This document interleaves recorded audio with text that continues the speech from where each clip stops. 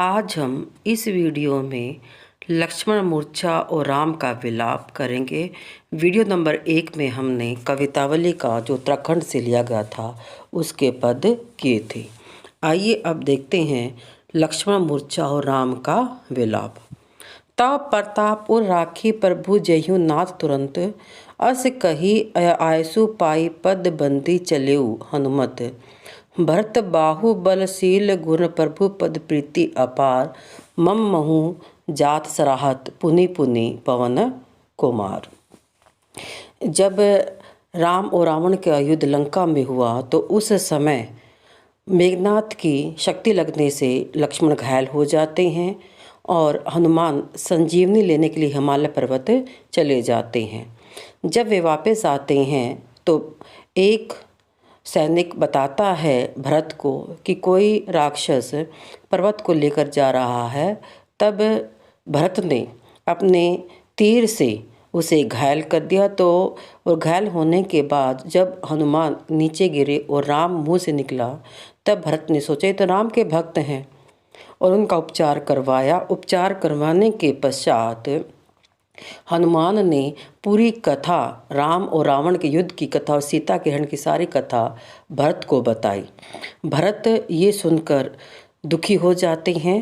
तब हनुमान उनको तसल्ली देते कि हम सभी उनके साथ हैं।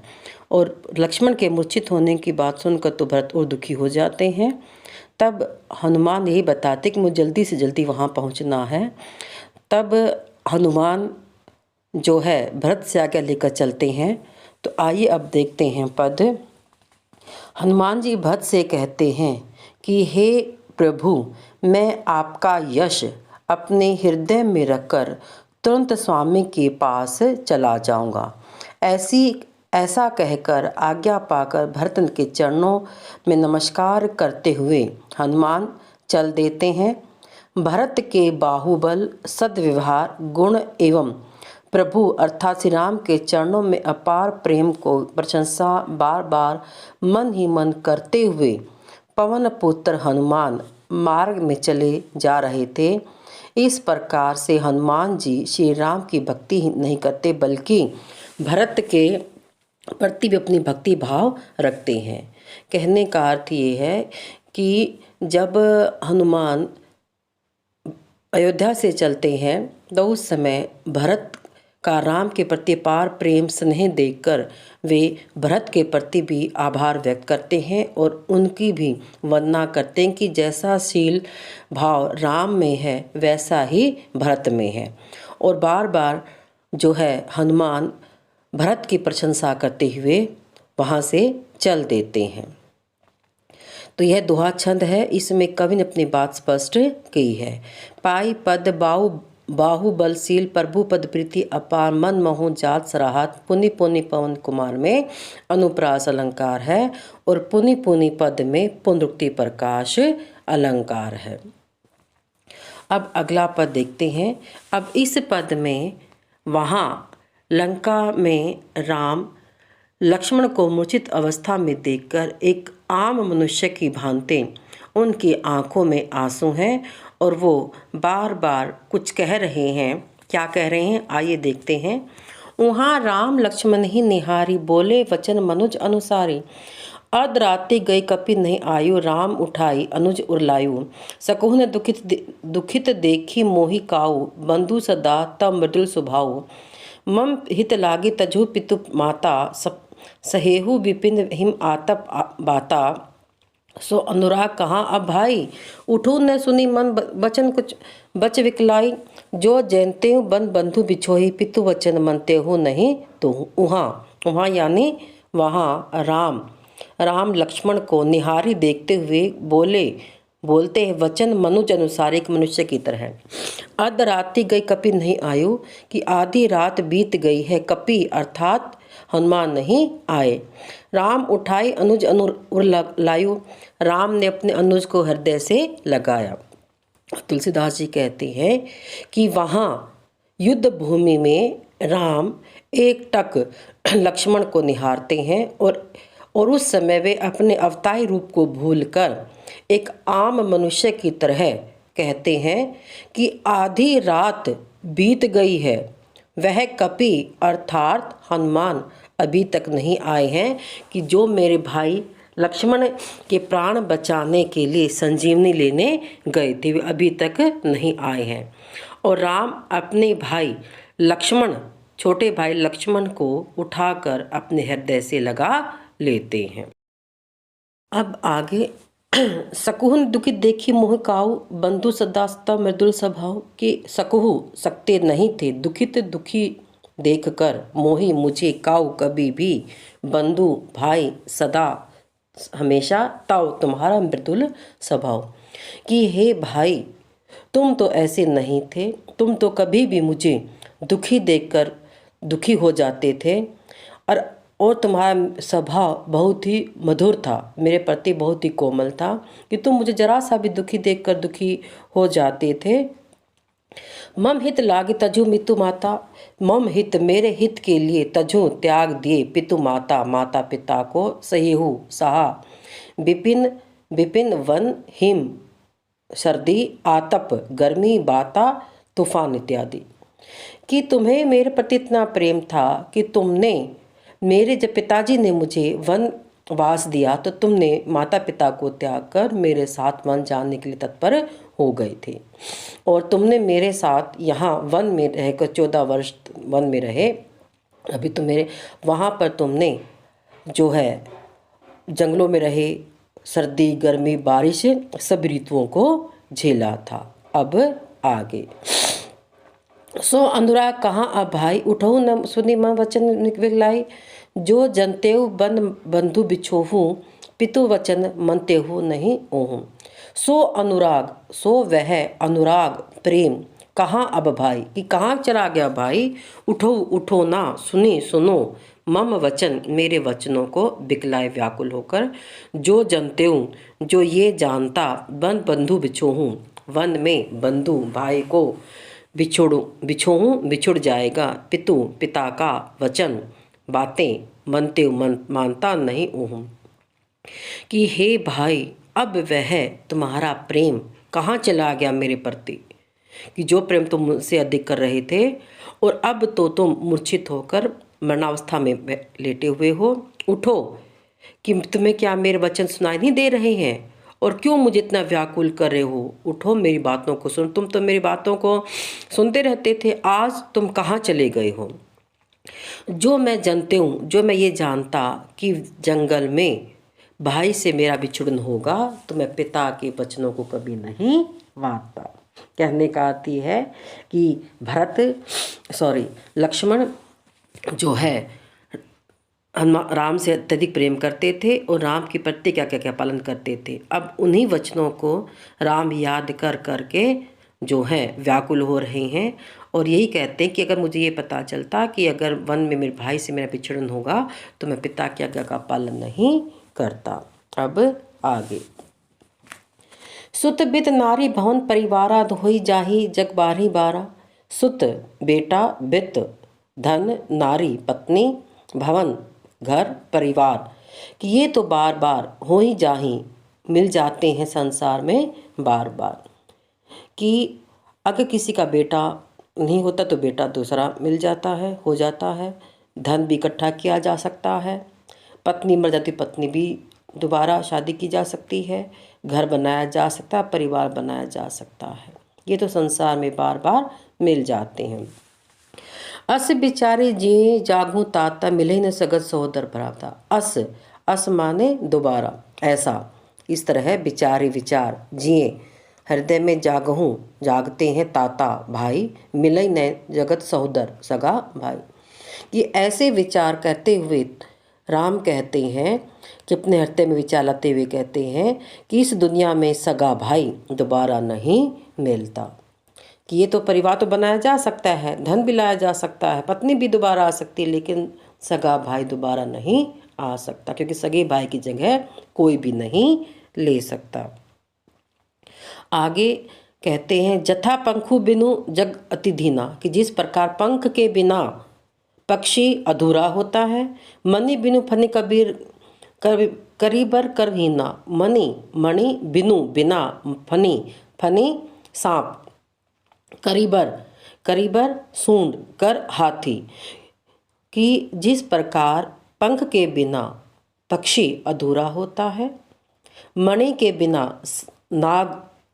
बिना नाग अधूरा होता है, और हाथी बिना सूंड के अधूरा होता है। अस मम जीवन बंधु बिनु तोही, अस ऐसा ही मम मेरा जीवन बंधु, कि हे भाई तुम्हारे बिना अधूरा है। कहने का अर्थ ये है कि पंख के बिना पक्षी उड़ नहीं सकता, मणि के बिना सांप अधूरा होता है, और सूंड के बिना हाथी का जीवन कुछ भी नहीं होता है। ठीक ऐसे ही हे भाई तुम्हारे बिना मेरा जीवन भी व्यर्थ, अर्थात मेरे प्राण तुम्हारे हृदय में ही बसते हैं। जो जड़ देह जिहाँ मोही, और ये मेरा जड़ शरीर देखो कि जो तुम्हारे बिना अभी भी जीवित है, कि तुम्हारे बिना मैं अपने जीवन की कल्पना नहीं कर सकता। और देखो कि ये मेरा जीवन कैसा है, कि तुम्हारे बिना मेरा जीवन कुछ भी नहीं है। ज्यों ओहद कहूँ मोहि लाही, नारी हेतु प्रिय भाई गवाई, जेहूँ कैसे अवध अयोध्या कवन क्या मुँह, अपना मुँह लाई लेकर नारी पत्नी हेतु के लिए प्रिय भाई गवाई, कि अब मुझे अवध में यानी अयोध्या में कौन सा मुँह लेकर जाऊंगा मैं। लोग तरह तरह की बातें करेंगे, मेरी निंदा करेंगे, बुराई करेंगे, कि एक पत्नी के लिए अपने प्राणों से प्रिय भाई की जान उसने युद्ध भूमि में गंवाई। अर्थात जिस भाई को, लक्ष्मण को अपने प्राणों का आधार मानते थे, अपना प्रिय मानते थे, आज उसने अपनी पत्नी के लिए, क्या पत्नी इतनी प्रिय हो गई है कि अपने भाई के प्राण गवा दिए हैं। बरु अपयस जसई तो जग माही, अब यही अपयश निंदा सहता हुआ मैं जग में जीवित रहूँगा। नारी हानि विशेष क्षति नाही, कि पत्नी की हानि कोई विशेष हानि नहीं होती। और देखो मैंने एक पत्नी के लिए अपने भाई के प्राण गंवा दिए, ऐसी तरह तरह के लोग मेरे बारे में बातें करेंगे। मुझे अब यही अपयश, यही निंदा सहन करते हुए इस संसार में जीवित रहना पड़ेगा, कि हे भाई बताओ मैं क्या करूं, उठो। बार बार राम लक्ष्मण से यही कह रहे थे। अब आगे, अब लोकु सोकु सुत तोरा, सही निठुर कठोर उर्मोरा। अब अपयश निंदा शोकु दुख, सुत बेटा कहते हैं राम यहाँ पर लक्ष्मण को, तोरा तुम्हारा, सही सहन करना पड़ेगा, निठुर उर्मोरा, उर्मोरा हृदय मेरा। कि अब राम कहते कि हे पुत्र, यहाँ पुत्र तुल्य राम लक्ष्मण को मानते हुए कहते हैं, अब तो मेरा मन बहुत निष्ठुर कठोर हो गया है, और अब मुझे निंदा और तुम्हारा शोक, यानी कि तुम्हारा जो दुख है ना होने का, वो दोनों हुई मुझे सहन करने पड़ेंगे। कि देखो कि मैं कैसे जीवित रहूँगा, कि तुम्हारा दुख भी मुझे रहेगा, और संसार के लोग मुझे तरह तरह के जो है बुराई कहेंगे, मेरी निंदा करेंगे कि भाई के लिए पत्नी को मरवा दिया इत्यादि इत्यादि। वो ऐसी बात लोग मेरे बारे में कहेंगे कि मेरे प्राण इतने कठोर हैं कि वो अब निकल भी नहीं रही हैं, और वो ऐसी बातें सुन कर मैं कैसे रहूँगा। निज जननी के एक कुमारा, तासु तुम्हें प्राण अधारा, कि अपनी माता के तुम एक पुत्र थे, कि हे भाई, और तुम्हारे प्राण उसी में बसते थे। सौंपसी मोही तुम्हें गही पानी, सौंपसी सौंपा मोही मेरे हाथों में तुम्हारा हाथ, कि तुम्हारे हाथों को मेरे हाथों में सौंपते हुए माँ ने कहा था कि इसका ध्यान रखना, ये छोटा है। सब विधि सुखद परम हित जानी, और तुमने प्रत्येक तरह से सुख दुख में मेरा साथ दिया, और अनेक प्रकार से तुमने अपने हितों को त्याग कर मेरे साथ वन में आ गए थे। वरना तुम चाहते तो तुम वन में ना जाकर आराम से राशि ठाठ बाट से रहते, लेकिन तुमने मेरे हित के लिए, मेरे लिए तुमने अपने सभी सुखों को त्याग कर वन में मेरे साथ आ गए थे। और माँ ने तुम्हारा हाथ मेरे हाथों में सौंपते हुए कहा था कि ये छोटा है, इसका विशेष ध्यान रखना। अब बताओ मैं माँ को वापस अयोध्या में जाकर क्या उत्तर दूंगा। यही बातें राम कह रहे हैं। अब आगे, उत्तर काहू देव नहीं जाही, अति उठी किन मोही सिखाऊं भाई, कि हे भाई तुम मेरी बातों का उत्तर क्यों नहीं दे रहे? उठो, तुम तो हर बार मुझे सीख देते थे, मुझे बातें करते रहते थे, तरीके नए नए बताते रहते। अब तुम्हारा वह मेरे प्रति प्रेम मोह कहाँ चला गया है? उठो, मुझे कोई ना कोई ज्ञान दो, कोई ना कोई सीख दो। बहुविधि सोचत सोच विमोचन, सत्रवत सलील राजी दर लोचन।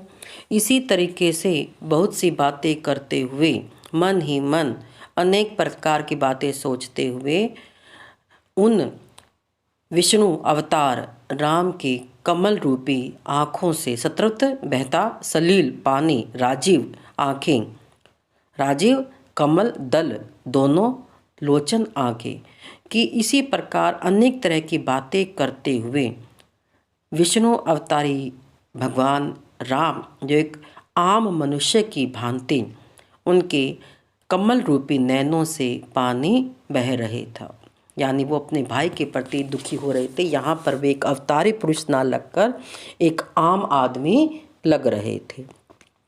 उमा एक अखंड रघुराई, नारी नर गति भगत कृपालु दिखाई। उस समय उमा अर्थात पार्वती को रामचरितमानस का पाठ बताते हुए भगवान शिव ये कहते हैं कि आज कृपालु जो है भगवान विष्णु एक आम मनुष्य लग रहे थे, अर्थात यहाँ पर वो एक जो है अवतारी ना लगकर एक आम मनुष्य की भांति विलाप कर रहे थे। तो इस पद में जो है चौपाइयों में गौण रस की प्रधानता है, जो है कवि ने अवधी भाषा का प्रयोग किया है और चौपाई छंद है। काव्य में राम के विलाप का बहुत ही मन को छूने वाला चित्रण कवि ने किया है, और राम के लिए जो है सोच विमोचन, राजीव दल लोचन, रघुराई जैसे काव्य का जो विशेषण उन्होंने दिया है बहुत ही सुंदर है। इसके अलावा राम को एक विष्णु अवतारी ना दिखाकर एक आम मनुष्य की भांति विलाप करते हुए दिखाया कि चाहे भगवान हो चाहे राम हो, जब दुखी होते हैं तो वो भी एक आम मनुष्य की भांति होते हैं। तो ये था राम लक्ष्मण मूर्छा विलाप। तो यहाँ इस पद में हमने किए थे। अब एक पद और मैं करवा रही हूँ आपको। प्रभु प्रलाप सुनि कान विकल महु, बानर निकर आई गयूँ, हनुमान जी में करुणा मुँह वीर रस।